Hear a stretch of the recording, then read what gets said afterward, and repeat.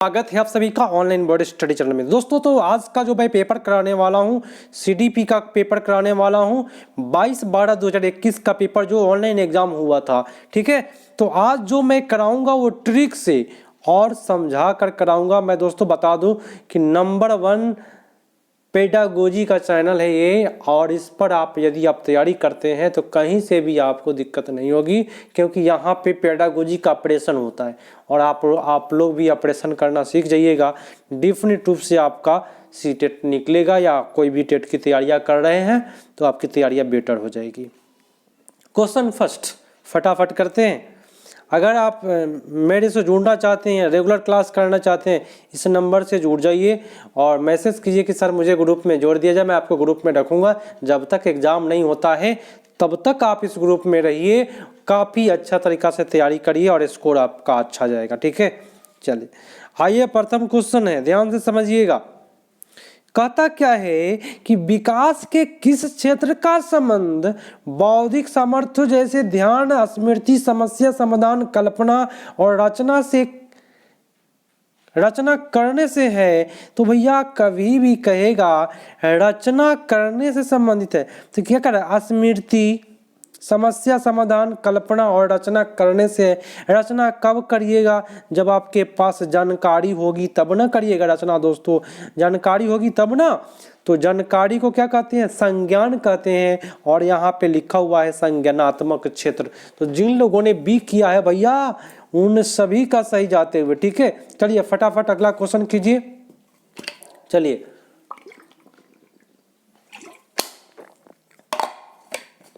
एक सेकंड दोस्तों, थोड़ा सा जल ग्रहण कर ले, ताकि भाई आप लोगों को तो मजेदार तरीका से पढ़ाना है। ठीक है ना, मजा आ जाएगा आपको।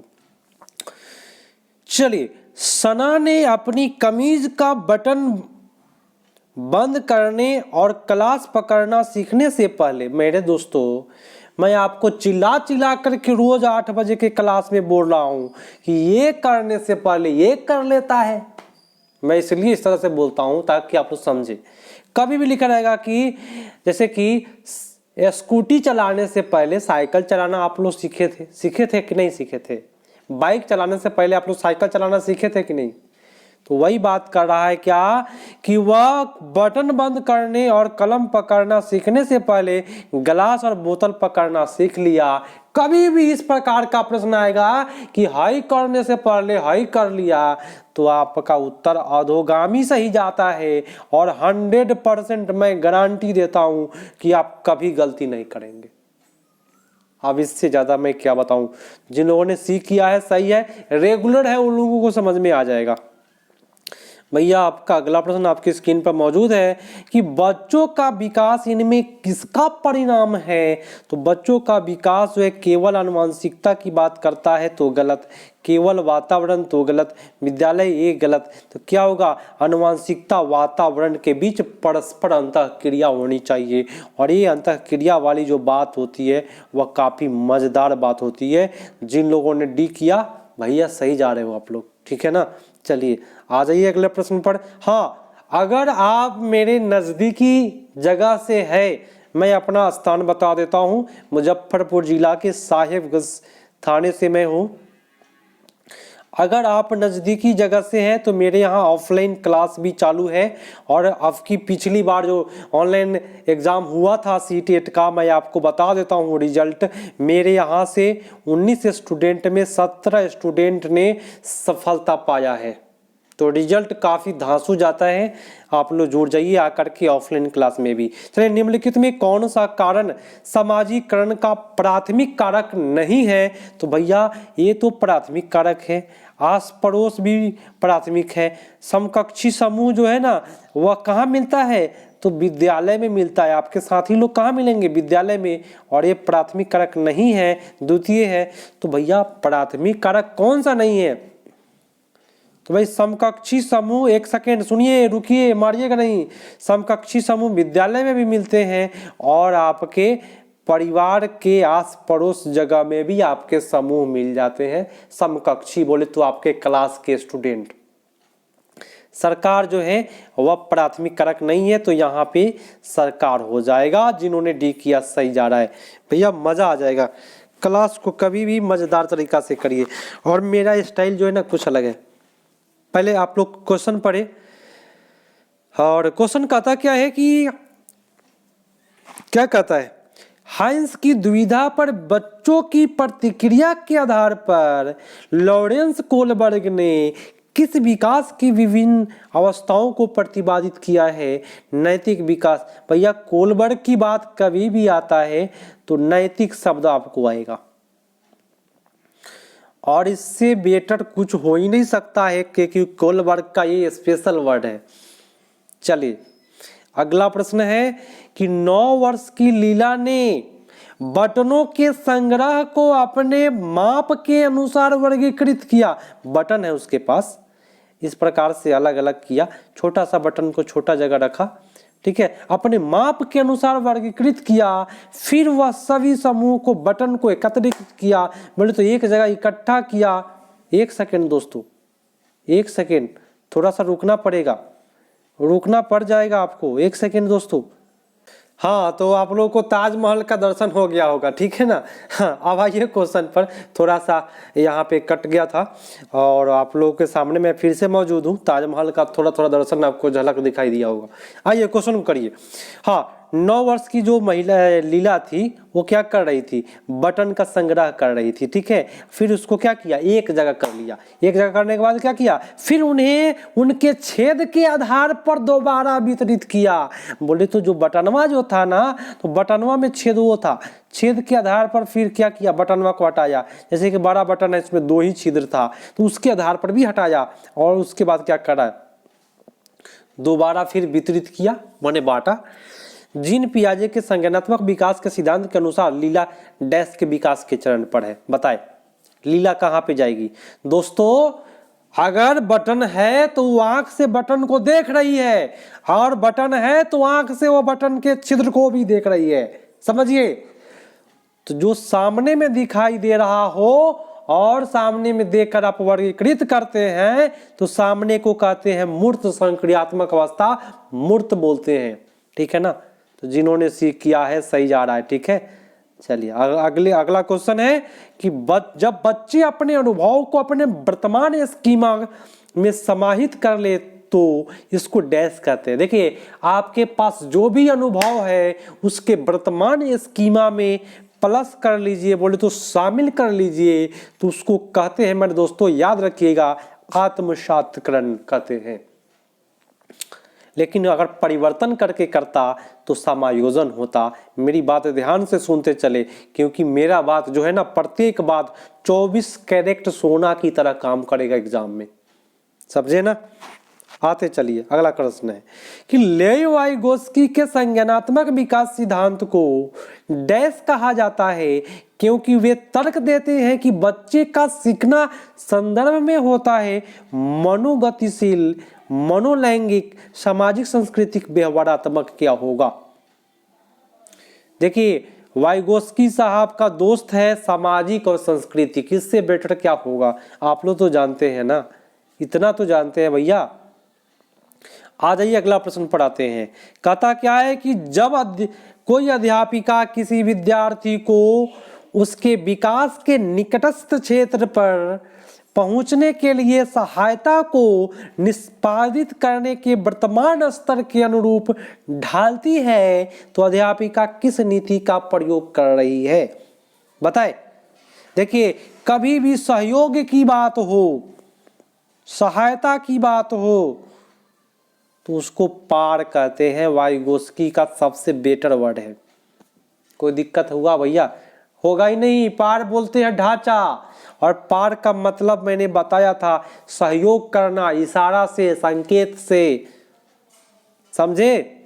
अगला प्रश्न है भैया कि एक प्रगतिशील कक्षा में पाठ्य पुस्तक केंद्रित, मेरे दोस्तों जहर का पुड़िया है, योगात्मक परीक्षा पर वो भी क्या बल की बात कर रहा है, गलत गया। विद्यार्थी अध्ययन में सक्रिय भूमिका निभाते हैं, 100% सही बात बोल रहा है, लेकिन दंड पुरस्कार यहाँ जहर का पुड़िया बोल दिया है। तो भैया जिन्होंने सी किया है सही जा रहा है, नंबर दे के उत्तर दिया करे सभी कोई। हाँ दोस्तों आप लोग टाइम से आया करें, 8 बजे से क्लास शुरू हो जाता है, और कभी कभी लेट अगर हो हमसे तो मेरी बात ध्यान से समझे। कितने लोग, आप लोग देख लीजिए, बगल में एक सब्सक्राइब होगा, उस सब्सक्राइब को करके बगल में एक बड़ा सा घंटा होगा, उस घंटा को बजा लीजिए। उससे होगा क्या कि जब भी मैं क्लास कराऊंगा मिलेगा, फ्री में मिलेगा दोस्तों, क्योंकि मेरा क्लास कुछ अजीब मिलेगा आपको, ठीक है, और आप डिफरेंट रूप से सफलता आपको मिलेगी, ठीक है। अगला प्रश्न है कि बौद्धिक कौशल उस कौशल की ओर संकेत करता है जो दूसरे की मनोदशाओं, स्वभाव, असहायों को पहचानता है तथा उन पर उपयुक्त प्रतिक्रिया देता है। तो मेरी बात ध्यान से समझे, मैंने आपको चिल्ला चिल्ला करके बताया था ट्रिक कि दूसरे के मन के बात को अगर जान लेते हैं। अभी भारत में एक साधु महाराज हैं, वायरल हो रहे हैं, आपको पता होगा, मैं आपको बार बार इस बात को बोलता हूँ, धीरेन्द्र शास्त्री महाराज, बागेश्वर बालाजी महाराज के बारे में आप लोग सुने होइएगा या रील में देखे होइएगा, फेसबुक के रील में। दूसरे के मन के बात को जान लेता है वो व्यक्ति। तो जो दूसरे के मन के बात को जान ले उसको अंतर्वैयक्तिक बुद्धि कहते हैं। अंतर्वैयक्तिक, सॉरी, दो चीज है, अंतर्वैयक्तिक बुद्धि कहते हैं। अंतर, यहाँ पे रेफ छूटा हुआ है, अंतर्वैयक्तिक, अंतरावैयक्तिक नहीं दोस्तों, अंतर्वैयक्तिक बुद्धि कहते हैं। आपका उत्तर ये पड़ जाएगा। इंटरपर्सनल बोलते हैं दूसरे के लिए, स्वयं के लिए इंटरपर्सनल, समझे मेरी बात को।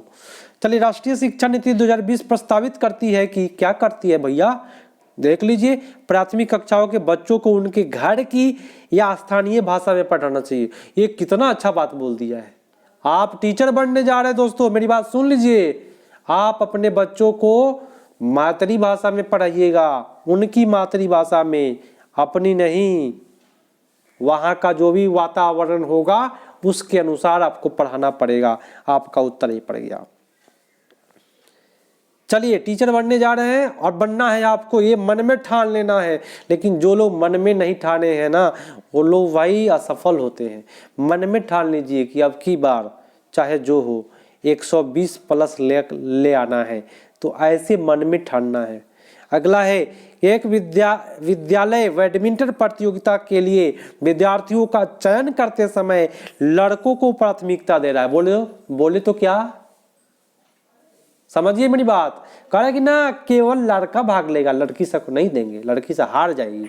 अरे भैया, यहाँ तो पक्षपात की बात हो रही है, और जहां भी पक्षपात की बात होती है वहां जेंडर रूढ़िवादिता सही जाता है, 100% सही जाता है भैया, जाता है ना। चलिए, बहुत अच्छी बात है जिन्होंने डी किया। अगला है, सतत व्यापक मूल्यांकन इनमें से क्या शामिल है, में से क्या शामिल है, सतत व्यापक मूल्यांकन में कौन सा शामिल है, ऐसे होगा प्रश्न। तो कौन सा होगा, मूल्यांकन के मानदंड उपकरण की योजना बनाना। भैया, योजना तो बनाइएगा ना कुछ न कुछ। शिक्षक द्वारा सावधानी पूर्वक रिकॉर्ड अभिलेख तैयार करना, अच्छी बात है भैया। बच्चे के समय समय पर परीक्षण, इजहार का पुड़िया और श्रेणीबद्ध कर देना। श्रेणीबद्ध समझते हैं, किसी को फर्स्ट डिवीजन, किसी को सेकंड डिवीजन, और सीटेट कहता है क्या, ऐसे ऐसे प्रश्नों को गोली मारिए, हटाइए इसको। यहाँ पे जाएगा कि यह शिक्षण अधिगम प्रक्रिया को एक साथ एकीकृत करना है। बहुत अच्छी बात बोला। तो आपका 1, 2 और 4 सही। हाँ, तो भैया जिन्होंने ए किया है उन सभी का सही जाते हुए अगला प्रश्न आपकी स्क्रीन पर मौजूद है, ध्यान दीजिए और आराम से उत्तर करें। प्रेम से पढ़ाई करें, प्रेम से करना है पढ़ाई। कहता है क्या है कि राष्ट्रीय शिक्षा नीति 2020 के अनुसार आकलन के लिए अंतर्निहित सिद्धांत क्या होना चाहिए, क्या होना चाहिए भैया आकलन के लिए। तो मुख्य रूप से रटने के कौशल पर जहर का पुड़िया बोल दिया, मारिए इसको, हटाइए इसको। केवल की बात कर दिया, ये भी जहर की पुड़िया, मारिए इसको गोली, हटाइए। सभी विद्यार्थियों के लिए उनका सीखने और विकास का अनुकूल होना चाहिए। बोले तो जैसा विद्यार्थी सीखेगा वैसे ही सिखाओ भैया, क्या दिक्कत है, मारिए इसको सही, कोई दिक्कत नहीं होगा, क्योंकि यहाँ पे केवल धैर्य रखा हुआ है। चलिए, आपका उत्तर सी पर चला गया। कह रहा है कि भारतीय संसद ने दिव्यांग व्यक्तियों के लिए निम्नलिखित में कौन सा कानून हाल ही में पारित किया है। दिव्यांग के लिए 2006 में लागू किया गया है। है ना। याद रखिएगा आप सभी कोई मैं जो बात बोल रहा हूँ। तो राष्ट्रीय शिक्षा नीति नहीं, निःशक्त व्यक्ति बोले तो समान अवसर अधिकार संरक्षण पूर्ण भागीदारी अधिनियम उसको मिलना चाहिए। ये ना हुआ बात, ये ना हुई बात भाई। अच्छा बात बोल को मार के आना है सीटेट में, कभी भी ऐसे ऑप्शन मारे जिसमें बच्चा को ठेस ना पहुंचे, और ठेस पहुंचने वाला उत्तर कभी ना मारे। अगला, निम्नलिखित में कौन सा कथन प्राथमिक शिक्षा में समावेश की भावना का सटीक रूप से वर्णन करता है? कौन करता है भाई? ये तो जहर का पुड़िया बोल दिया बिना पढ़े। लिखा है कि शिक्षा केवल मानक तरह के भाषा का ही प्रयोग, ये तो जहर का पुड़िया है। शिक्षक कुछ जाति समूह बच्चों के लिए पूर्वाग्रह रखता है। शिक्षक विशेष शैक्षणिक आवश्यकता वाले बच्चों को अपेक्षा नहीं रखता है। क्यों भाई? शिक्षक सांस्कृतिक रूप से उत्तरदायी शिक्षा शास्त्र का प्रयोग करता है या करती है? बहुत अच्छी बात है, ये डी मारिए, कोई दिक्कत नहीं है। चलिए नंबर दे के उत्तर दिया करे, और शायद ये ऑप्शन सही से नहीं दिया हुआ है क्या? कोई बात नहीं भाई, मारिए इसमें से कोई भी। निम्नलिखित में कौन सी विशेषता का समूह प्रतिभाशाली छात्रों को परिभाषित करता है? शीघ्रता से सीखता है और याद रखता है। देखिए मेरी बात सुनिए ध्यान से, ये बात सही बोला है। प्रतिभाशाली विद्यार्थी है ना, शीघ्रता से सीख जाता है और उसे याद भी रखता है, बात सही है। सतर्क है, तुरंत उत्तर देते हैं, बारीकी से अवलोकन भी करते हैं, ये भी सही है। त्वरण के साथ बेहतर प्रदर्शन करते हैं, ये भी सही है। मारिए भाई, गर्दा उड़ाइए सी पर, कोई दिक्कत नहीं होगा। जब तक हम है पेडागोजी का ऑपरेशन होगा, मेरे यूट्यूब चैनल पर होगा भैया। आप अपने दोस्तों को भी बुला लीजिए और बोलिए कि भाई बिना डॉक्टर MBBS किए डॉक्टर बनिए, पेडागोजी का डॉक्टर बनाइएगा, बनिएगा आप लोग, ठीक है। और अपने दोस्तों को भी बनाइए, फ्रेंड को भी जोड़िए, है ना। चलिए आइए, निम्नलिखित में कौन सी शैक्षणिक प्रणाली अत्यधिक दृष्टिवाचिता से जूझते हुए विद्यार्थी के समावेशन हेतु प्रभावशाली नहीं है? तो भैया कौन सा प्रभावशाली नहीं है? तो आप सभी को पता है कि प्रत्यक्ष स्पष्ट रूप से बोलना पढ़ना अच्छी बात है, 3 आयामी नक्शे चार्ट देना अच्छी बात है, त्रिआयामी बोलते हैं, 3 डायमेंशनल ऐसी किताब बोर्ड जिनको हुआ था महसूस किया जा सके, बच्चा महसूस करेगा, क्योंकि बच्चा क्या है, दृष्टिवाचिता है, तो महसूस न करेगा। दृश्यात्मक प्रस्तुतिकरण के लिए कंप्यूटर का उपयोग करना, मेरी बात ध्यान से समझे, जिसको दिखाई नहीं दे रहा है तो उसका कंप्यूटर का उपयोग करिएगा। ये तो बात गलत है, तो ये प्रभावशाली नहीं है, नेगेटिव बात बोल रहा था, तो आपका उत्तर डी पड़ गया। और एक कथन कारण जो होता है ना, दुनिया का सबसे इजी प्रश्न पूछता है कथन कारण पेडागोजी में। कैसे? देखिए, जिसमें गलत सही खोजना रहता है। शिक्षकों को सभी बच्चों को अर्थपूर्ण सीखने के लिए अधिगम विविध मौका मुहैया करना चाहिए। आप टीचर है, बच्चा को मौका मुहैया करेगा कि नहीं करेगा? कराना है ना, तो ये सही है कि नहीं? सही है। चलिए, सभी बच्चों को सीखने की क्षमता होती है, बात सही है ना, सबके अंदर होता है क्षमता भाई। कहिए कि नहीं उसके पास क्षमता नहीं है, नहीं, सबके अंदर होता है। सीखना मतलब केवल पढ़ाई ही नहीं होता है, तो दोनों तो बात सीखने का ही, ये भी सीखने के लिए बोला है, ये भी सीखने के लिए बोला है। दोनों क्या है? दोनों समधी है, ठीक है, दोनों में रिलेशन है, समधी मिलाव हो रहा है दोनों में। तो दोनों जब रिलेशन है तो क्या है, दोनों व्याख्या करता है। आपका उत्तर ये पड़ गया। जिन्होंने ये किया भैया सही जा रहे हैं। चलिए तैयारी करते रहिए, रेगुलर आइए, कोई दिक्कत नहीं, मेरे यहाँ निकलवा करके छोड़ेंगे हम भाई, टेंशन ना लेना है आपको। क्वेश्चन कहता है कि एक विद्यार्थी, एक सेकेंड दोस्तों, एक विद्यार्थी जो नियंत्रण के बाह्य अधिकारिता में विश्वास रखती है और परीक्षाओं में अपनी सफलता का कारण किसको बता सकती है? देखिए क्या कहता है। मान लीजिए कोई व्यक्ति सीटेट में फेल कर गया, अब देखिए, अब विश्वास करता है कथी? बाह्य अधिकारिता में, माने बाहरी रूप से ना कहता है कि हमारा नसीब ठीक ना है, यही ला हम फेल कर गए, बोलता है कि नहीं बोलता है भैया?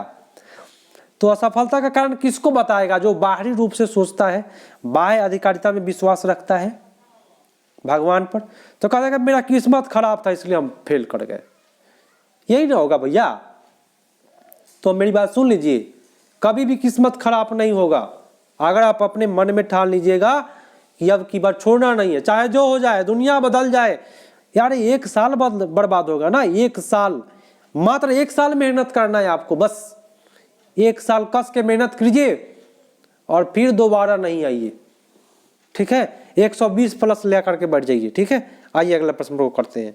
कहता क्या है भाई, प्रगतिशील कक्षा में एक प्रभावी वातावरण का निर्माण करते समय निम्नलिखित में से किन बातों का ध्यान रखना चाहिए। आप टीचर बनने जा रहे हैं, बताइए कि प्रगतिशील कक्षा के लिए किस बात पर ध्यान रखिएगा आप। आपका इंटरव्यू लेता है सीटेट, किस पर ध्यान रखिएगा? तो अन्वेषण प्रोत्साहित करने के लिए सामग्री को व्यवस्थित करने की विधि, इस पर भी ध्यान रखना है। अन्वेषण माने खोज पर। जोखिम लेने वाले विद्यार्थियों को सहायता करने का तरीका, जो बच्चा जोखिम लेता है उसको सहायता करना पड़ेगा ना आपको। एक समान क्षमता वाले विद्यार्थियों को एक समूह में रखना। क्या सही बोला क्या? ये बात गलत बोल दिया। एक समान क्षमता वाले को एक एक समूह में रख दीजिएगा और जो कम जानता है उसको एक जगह रख दीजिएगा तो घबरा जाएगा कि नहीं? तो जितना तेज भूत है ना, सबको एक ही जगह रखिए ताकि तेजका से भूतका सीख के आगे निकल जाए। ये भी सही जा रहा है विभिन्न विविधिया, तो आपका जो सही जा रहा है वो सी पर जा रहा है। जिन्होंने सी पर गया भैया उन सभी दोस्तों का सही जा रहा है। चलिए गर्दा तैयारी है आप लोगों का, आगे बढ़िए। निम्नलिखित में कौन सी एक सहगामी अधिगम युक्ति है? बताइए कौन सा सहगामी अधिगम युक्ति है? चलिए भैया बहुत अच्छी बात है, सहगामी माने साथ में जाने वाला, साथ में सीखा जाने वाला, साथ में, और साथ में परस्पर लोग जुड़े रहते हैं। देखिए कैसे हम ले जाते हैं क्वेश्चन पर, साथ में लोग परस्पर रूप से जुड़े होते हैं। मारिए भैया सही जाएगा आपका, कोई दिक्कत नहीं है। डी पर गया। अगला है मोहन के बारे में है, क्या कहता है? अरे कोई कुछ भी कहे, गर्दा उड़ा के आना है आपकी बार। मोहन ने विद्यार्थियों को आयत की समझ बनाने के लिए विभिन्न धारिता वाले बर्तन दिए। फराह ने अपने विद्यार्थियों को कूड़े को यांत्रिक कार्य बनाने की संभावनाओं पर मानस मंथन करने के लिए कहा। दोनों अध्यापक अपनी कक्षा में किस शिक्षण शास्त्रीय की युक्ति का प्रयोग कर रहा है? बताए। तो भैया करा क्या? मानस मंथन करना। मेरी बात सुनिए, आप अपने माइंड का मंथन क्यों करते हैं? तो कोई चीज को बनाने के लिए, बनाने के लिए ना भैया। यहाँ पे लिखा हुआ है यांत्रिक कार्य बनाने के लिए, बनाना बोला है ना, बनाना बोले तो क्या? रचना करना। लिखा है कि नहीं लिखा हुआ है भाई? तो आप कभी भी ऐसे गलती ना करें, पूरे ध्यान से क्लास करें, मेरे यहाँ दिक्कत नहीं होगी। मैं बार बार बोलता हूँ, ठीक है। आज मैं काफी अच्छा मूड में हूँ, जिससे वजह से मैं थोड़ा सा और बेटर बता रहा हूँ आप लोगों को। चलिए कथन कारण सबसे इजी प्रश्न करा कि शिक्षक ढांचा में शैक्षिक अवबोध के अतिरिक्त छात्रों के समाजीकरण संवेगात्मक आवश्यकताओं पर ध्यान देना चाहिए। बहुत अच्छी बात है भाई, ध्यान दीजिए, टीचर है तो। संज्ञान संवेग महत्वपूर्ण भूमिका निभाते हैं। देखिए संवेग है, संधि है, यो संधि उनका मिल गया, दोनों संधि मिल गया, रिलेशन बना। तो जब रिलेशन बनेगा तो व्याख्या करेगा, एक ही चीज के बारे में बोलेगा। तो अगला है सुनिएगा कि शैक्षणिक कार्यों में बच्चे द्वारा की गई त्रुटियों को समझना निम्नलिखित में से क्या है? क्या है भैया? केवल विद्यार्थियों को बौद्धिक क्षमताओं का आकलन करने में प्रासंगिक है, गलत। यहां भी दिया हुआ है जहर का पुड़िया, शिक्षण के साथ साथ सीखने की प्रक्रिया को समझने के लिए प्रासंगिक, सही है। शिक्षण या सीखने के संबंधित किसी भी क्षेत्र के लिए प्रासंगिक नहीं, ये नहीं बोल दिया। क्यों बोला भाई? हटाइए इसको। चलिए जिन्होंने सीख किया सही जा रहा है। अगला है कि निम्नलिखित में समालोचनात्मक चिंतन में क्या शामिल है? क्या शामिल है भैया? छोड़ना नहीं है, आपकी बार चाहे जो हो जाए। आप लोग निकालिए मेरे यहाँ से और अपने दोस्तों को जोड़िए, और आप लोग भी जुड़ जाइए। 95 070 95 969 से आप जुड़ सकते हैं मेरे व्हाट्सएप नंबर से।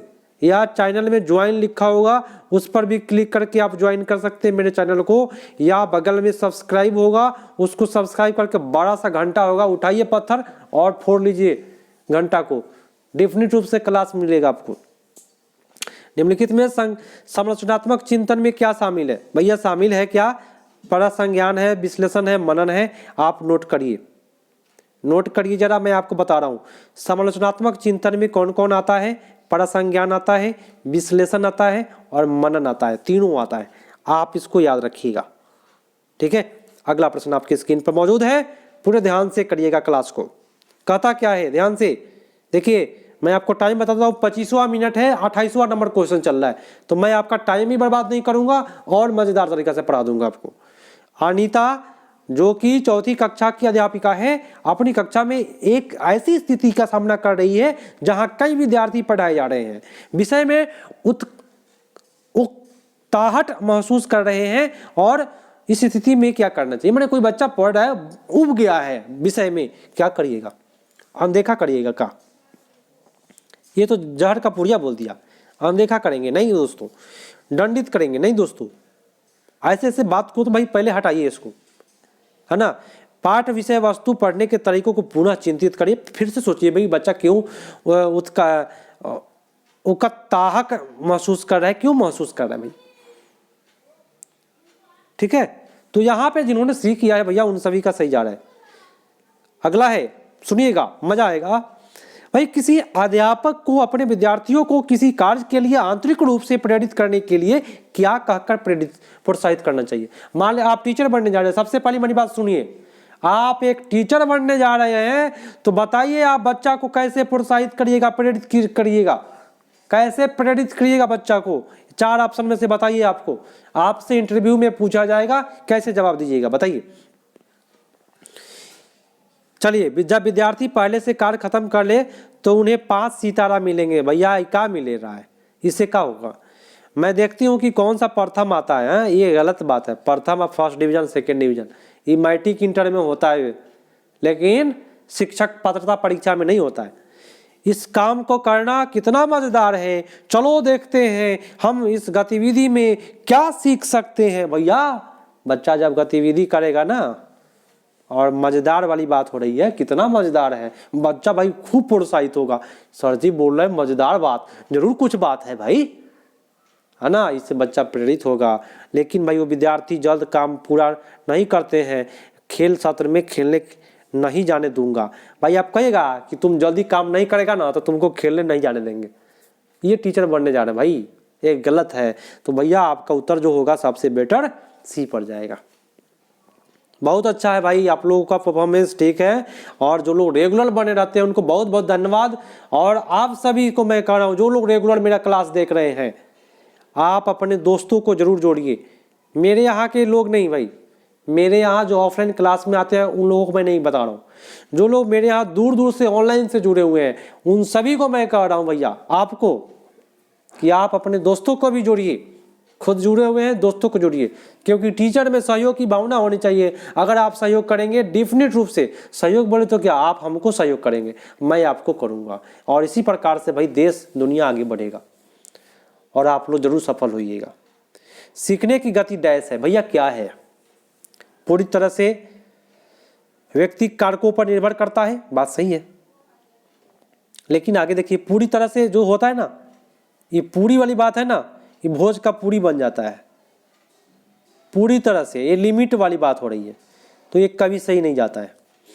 व्यक्तिगत पर्यावरण कारकों को परस्पर क्रिया पर निर्भर करता है, माने व्यक्ति पर भी निर्भर करता है और वो व्यक्ति के जहाँ रहेला ना, वो व्यक्ति वहाँ के जगह पर भी निर्भर करेला, ठीक बा। हाँ, मान लीजिए कोई व्यक्ति है खराब इलाका में है तो वही ना संगत करेगा भाई।